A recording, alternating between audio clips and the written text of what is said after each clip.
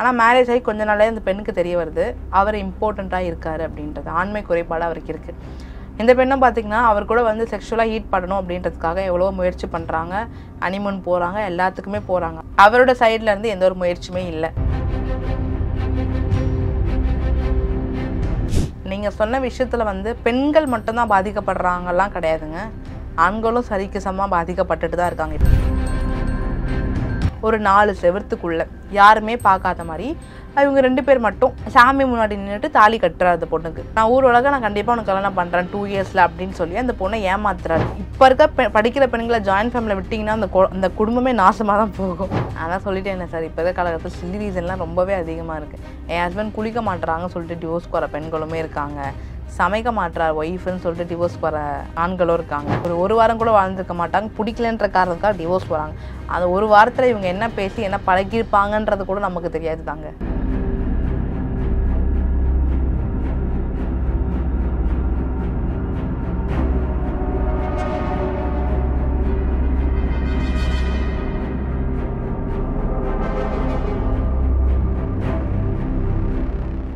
Real one நேயர்களுக்கு வணக்கம். இன்றைய நேர்களுக்காக நம்முடன் இணைகிறார் வழக்கறிஞர் ஹரிணி SSV அவர்கள். வணக்கம் மேடம். வணக்கம். இப்போது லவ் மேரேஜாக இருந்தாலும் சரி, அரேஞ்ச் மேரேஜ் நடந்தாலும் சரி, சில நாட்கள்லேயே பார்த்திங்கன்னா 2 தரப்பில் யாராவது ஒரு தரப்பு வந்து டைவர்ஸ்க்கு அப்ளை பண்ணிடுறாங்க. சில நாட்கள்லேயே அந்த உறவு வந்து முறிஞ்சிடுது. இதுக்கான காரணம் என்னவாக இருக்கும்? அதுக்கு முன்னாடி பார்க்கும்போது நீங்கள் பல கேஸ் ஹேண்டில் பண்ணியிருப்பீங்க இல்லையா? ஸோ நீங்கள் பார்த்த ஒரு இன்ட்ரெஸ்டான கேஸை பற்றி சொல்லுங்கள் மேடம். ரீசெண்டாக நான் ஹேண்டில் பண்ண கேஸஸில் பார்த்தீங்கன்னா நிறைய கேஸில் நம்ம எல்லாம் பார்த்துருப்போம். எக்ஸ்ட்ரா மேரிட்டல் அஃபேர் இல்லை வேறு சில காரணங்களால் மிஸ் அண்டர்ஸ்டாண்டிங்னால டிவோர்ஸ் நடந்து நிறைய கேசஸ் பார்த்துருப்போம். ஆனால் இந்த கேசஸில் பார்த்தீங்கன்னா நான் ஹேண்டில் பண்ண கேசஸில் அவங்க 2 பேரும் ஒரு husband and wife sir marriage பண்ணுறாங்க. அரேஞ்ச் மேரேஜ் தான். ஃபேமிலி பார்த்து நல்லபடியாக அந்த மேரேஜை சூப்பராக ஒரு கிராண்டாக பண்ணி வைக்கிறாங்க. ஆனால் மேரேஜ் ஆகி கொஞ்ச நாளே அந்த பெண்ணுக்கு தெரிய வருது அவர் இம்பார்ட்டண்ட்டாக இருக்கார் அப்படின்றது. ஆண்மை குறைபாடு அவருக்கு இருக்குது.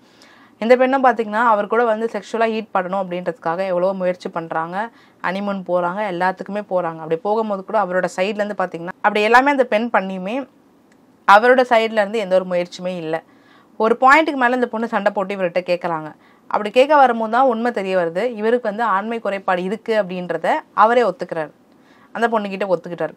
ஆனால் வீட்டில் இருக்க எல்லார்ட்டையும் போய் என்ன சொல்கிறாருன்னா, இந்த பெண் வந்து என்னை தொட விட மாட்டேன்றா, என் ஒய்ஃப்க்கு வந்து என் கூட வாழ பிடிக்கல போல் அப்படின்ற மாதிரி அந்த பொண்ணு அக்யூசேஷன் பண்ணிட்டு இருந்திருக்காரு.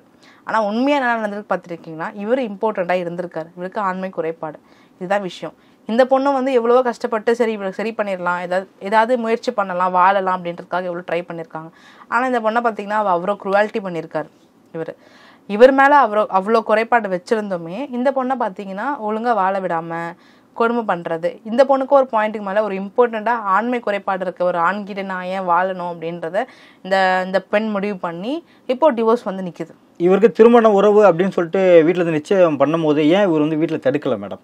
நிறைய ஆண்களுக்கு பார்த்தீங்கன்னா வீட்டில் அது சொல்கிறதுக்குன்ற ஒரு அசிங்கமாக இருக்கும். இது எப்படி நம்ம வீட்டில் சொல்கிறது?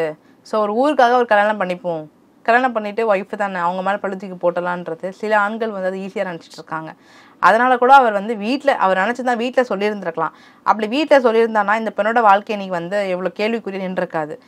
இந்த பெண்ணோட வாழ்க்கை இன்னைக்கு நல்லா இருந்திருக்கும். அப்படி சொல்லாததுனால தான் இன்னைக்கு இவ்வளோ பிரச்சனை.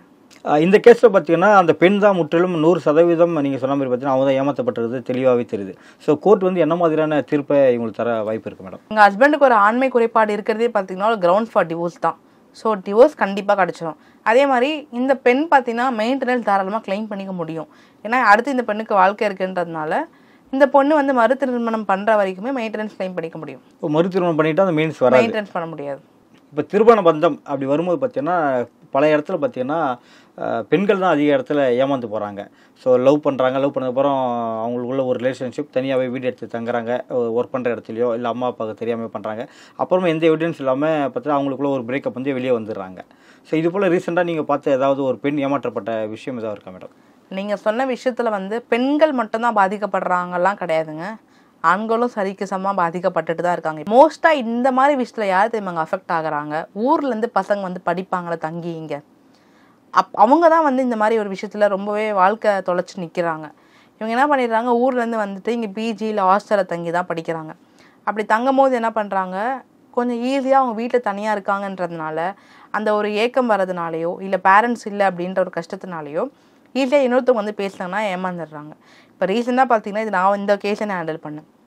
அந்த பொண்ணு பார்த்தீங்கன்னா 25 வயசில் இருக்க ஒரு பொண்ணு, ஒரு கிராமத்துலேருந்து தான் வராங்க, வந்து இங்கே தங்கி படிக்கிறாங்க. தங்கி படிக்கும்போது என்ன ஆகுதுன்னு பார்த்தீங்கன்னா அவங்களுக்கு ஒரு ஆண் மேலே ஈர்ப்பு வருது, காதல் ஏற்படுது, 2 பேரும் லவ் பண்ணுறாங்க. லவ் பண்ணிவிட்டு ஓகே நம்ம 2 பேரும் ஒன்றா வீடு எடுத்து ஸ்டே பண்ணலாம் அப்படின்ற ஒரு ஐடியாவுக்கு 2 பேர் வராங்க. அப்படி ஒன்றா ஸ்டே பண்ணி பண்ணுறாங்க. ஆனால் அந்த ஆண் என்ன எதிர்பார்க்குறாருனா இந்த பொண்ணுக்கிட்ட செக்ஷுவலாக இருக்கணுன்றதை எதிர்பார்க்குறாங்க. ஆனால் இந்த பொண்ணு என்ன பண்ணுறாங்கன்னா மறுப்பு தெரிவிக்கிறாங்க, எனக்கு கல்யாணம் ஆகிற வரைக்கும் நான் யாருக்கிட்டையுமே இருக்க மாட்டேன்ற மாதிரி.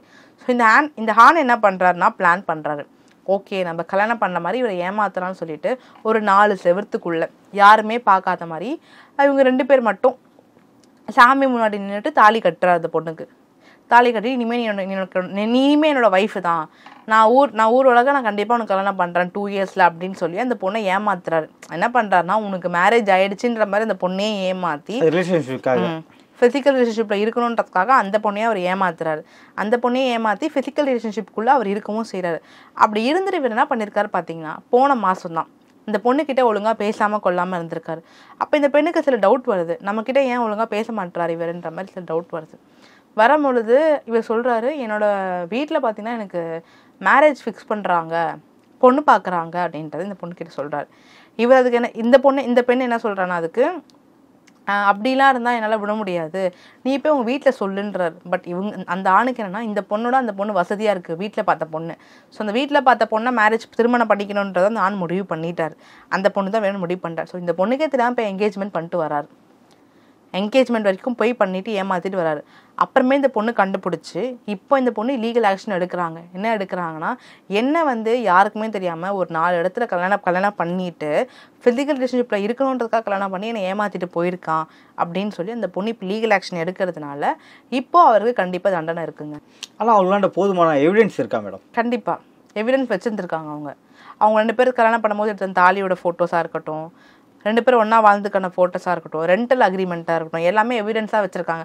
ஸோ பெண்களுக்கு நான் என்ன சொல்வேன்னா, இல்லை பெண்களோ ஆண்களோ லிவ் டுகெதரோ இல்லைனா கல்யாணம் பண்ணிக்கணும்னு நினைக்கிறீங்கன்னும் போது நீங்கள் 2 பேரும் சேர்ந்து வாழ்ந்துருக்கீங்க அப்படின்றதுக்கான தயவு செஞ்சு நீங்கள் அவங்கள நம்புங்க, நான் வேணான்னு சொல்லலை. நீங்கள் லவ் பண்ணுறவங்க தான், மேரேஜ் பண்ணுறவங்க தான் அவங்க, நீங்கள் நம்புங்க, நான் வேணான்னு சொல்லலை. ஆனால் நம்பிக்கைன்றது ஒரு அளவுக்கு தாங்க இருக்கணும். நீங்கள் உங்களோட ப்ரூஃபை நீங்கள் எடுத்து வச்சுக்கோங்க. நீங்கள் என்ன தான் வந்து அவர் நல்லவராகவே இருந்தாலுமே நீங்கள் நாளைக்கு மேபி அவரால் சட்ட ரீதியாக ப்ராப்ளம் ஃபேஸ் பண்ணுற மாதிரி இருந்தால் நீங்கள் சட்ட ரீதியாக ஃபேஸ் பண்ணுறதுக்கான ஒரு தைரியத்தையும் உங்களுக்கு அந்த ப்ரூஃப் தான் கொடுக்கும். ஸோ அந்த ப்ரூஃபும் எவிடன்ஸும் எப்பவுமே பத்திரமா வச்சுக்கோங்க தான் நான் சொல்லுவேன். என்ன மாதிரியான ப்ரூஃப்லாம் சட்டத்தில் செல்லும் மேடம்? இவங்க 2 பேரும் ஒன்றா வாழ்ந்துருக்காங்க அப்படின்னும் போது இவங்க 2 பேரும் கண்டிப்பாக ஃபோட்டோஸ் தான் எடுத்துருந்துருப்பாங்க நெருக்கமாக. அந்த ஃபோட்டோஸை காமிச்சாலுமே சட்டப்படி செல்லும். அதே மாதிரி 2 பேருமே ரெண்டல் அக்ரிமெண்ட்டில் இருந்திருப்பாங்க, வாடகைக்கு போயிருப்பாங்க. அப்படி இருக்கும்போது ரெண்டல் அக்ரிமெண்ட்ன்றது ஒன்று போடுவாங்க. அதே இவங்க 2 பேரில் இருந்தாலுமே கண்டிப்பாக செல்லும். இந்த மாதிரி சில விஷயங்கள்லாம் செல்லும். ஒரு பிசிக்கல் ரிலேஷன்ஷிப்புக்காகவே ஒரு தாலி கட்டி அங்கீகரிக்கப்பட்ட ஒரு மனைவி ஆகிட்டு ஒரு சீட் பண்ணி போகிறார் இல்லையா? ஸோ இப்போல்லாம் சமுதாயத்தில் நடக்குமா மேடம்? தாராளமாக நிறையவே நடக்குதுங்க. இந்த மாதிரி பண்ணுறவங்களுக்கு கண்டிப்பாக பனிஷ்மெண்ட்டும் இருக்குங்க. அந்த பெண் மட்டும் தைரியமாக வெளியில் வந்து கம்ப்ளைண்ட் கொடுக்குறாங்கன்னும் போது தாராளமாகவே பனிஷ்மெண்ட்ஸ் இருக்கும். இப்போ இந்த வழக்கில் வந்து பார்த்தீங்கன்னா அந்த பெண் வந்து இவர் என் கூட வாழ்ந்தா போதும் அப்படின்னு சொன்னால் போதுமா, இல்லை ஒரு பனிஷ் பண்ணணும் அப்படின்னா என்ன மாதிரியான தீர்ப்பு வழங்க வாய்ப்பு இருக்கு மேடம்? இப்போ இந்த பெண் வந்து இவரோட வாழணும்னு விருப்பப்படுறாங்க அப்படின்னும் போது கம்ப்ளைண்ட் பண்ணி மேபி அவர் பயந்துட்டார் அப்படின்னா கூடமே சேர்ந்து வாழலாம். இல்லை இவரை பனிஷ்மெண்ட் பண்ணணும் விரும்பும் போது தாராளமாக பனிஷ்மெண்ட் பண்ணலாங்க. இவருக்கு சிறை தண்டனைகளை கூட ஏகப்பட்ட வாய்ப்புகள் இருக்குது. என்ன மாதிரியான காரணங்களுக்காக இப்போ டிவோர்ஸ் கேஸ் உங்ககிட்ட அதிகமாக வருது மேடம்? டிவோர்ஸஸ் வந்து பார்த்தீங்கன்னா நிறைய காரணங்களால் வருதுங்க. அதில் ஒரு சில காரணங்கள் பார்த்தீங்கன்னா மிஸ் அண்டர்ஸ்டாண்டிங். கப்புள்ஸ்குள்ளே பற்றி நிறைய மிஸ் அண்டர்ஸ்டாண்டிங்கிறது ஏகப்பட்டது இந்த காலத்தில் நடக்க ஆரம்பிச்சிருச்சு. அதே மாதிரி பார்த்தீங்கன்னா பேரண்ட்ஸ் இன்வால்மெண்ட், 2 சைட்லேயுமே பார்த்தீங்கன்னா பேரண்ட்ஸ் இன்வால்மெண்ட் இருக்குது அப்படின்னாலுமே அந்த கப்புள்ஸ்குள்ளே கருத்து வேறுபாடுன்றது ஏகப்பட்டது வந்துடுது. இதெல்லாம் தாண்டி extra marital affair, husband and wife இருக்காங்க அப்படின்னும் போது இன்னொருத்தவங்க மேலே ஒரு ஈர்ப்பு ஏற்படுதுன்றதுனால அவங்கக்கிட்ட அஃபேரில் இருந்துடுறாங்க. ஸோ இதெல்லாம் இருக்கிறதுனால தான் நிறைய டிவோர்ஸ் கேசஸ் நடக்குது. இதெல்லாம் இருக்கிறதுனால தான் பார்த்தீங்கன்னா இப்போ இருக்க காலகட்டத்தில் நிறைய டிவோர்ஸ் கேசஸ் நடக்குது. இப்போ இருக்க யங்ஸ்டர்ஸ்க்கு என்ன சொல்லணும்னா, நீங்கள் கல்யாணம் பண்ணுறீங்க அப்படின்னும் போது இனிஷியல் டேஸ் கொஞ்சம் கஷ்டமாக தான் போகும். நீங்கள் 2 பேரை பற்றி உங்களுக்கு ஒன்றுமே தெரியாது. நீங்கள் 2 பேரும் வேறு விதமான ஒரு கல்ச்சரில் வளர்ந்த ஒரு பசங்க. அப்படி இருக்கும்போது 2 பேருக்குள்ள மிஸ் அண்டர்ஸ்டாண்டிங்லாம் ஆக தான் செய்யும். ஸோ அந்த மிஸ் அண்டர்ஸ்டாண்டிங்கை நீங்கள் 2 பேரும் பேசி தீர்த்துட்டாலே நிறைய விஷயங்கள் சரியாயிடும். அந்த மிஸ் அண்டர்ஸ்டாண்டிங் பார்த்தீங்கன்னா ஒரு 4 இயர்ஸ் தான் இருக்கும். 4 இயர்ஸ்க்கு அப்புறம் பார்த்தீங்கன்னா உங்களுக்குள்ள ஒரு புரிதல் வந்துடும் 2 பேருக்குள்ள. ஆனால் அந்த 4 இயர்ஸ் வரைக்கும் பார்த்தீங்கன்னா இப்போ இருக்க காலகட்டத்தில் யாருமே அதுக்கு அட்ஜஸ்ட் பண்ண ரெடியாக இல்லை.